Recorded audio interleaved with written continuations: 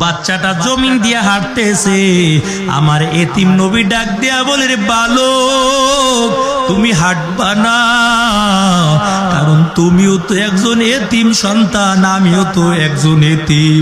এরে বালক তুমি জমিন দিয়ে হাঁটবা না, তুমি আমি নবীর কাঁধের মধ্যে উঠে যাও। বালক বলে, নবী না না, আমি আপনার কাঁধের মধ্যে চড়তে চাই না। আমার রাসূল ডাক দিয়ে বলে, রে বালক তুমি একজন এতিম, তোমার দিলের মধ্যে যে কি দুঃখ আমি নবী বুঝি, তোমাকে আমি জমিন দিয়ে হাঁটতে দিব না। আমি নবী তোমাকে কাঁধে করে তারপর নামাজ আদায় করতে নিয়ে যাব। আমার নবীর কাঁধের মধ্যে বালকটা বসে গেল।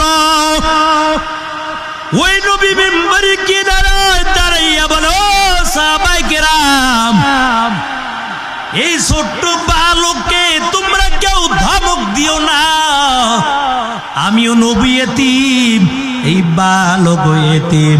এরে সাহাবায়ে কেরাম শোনো,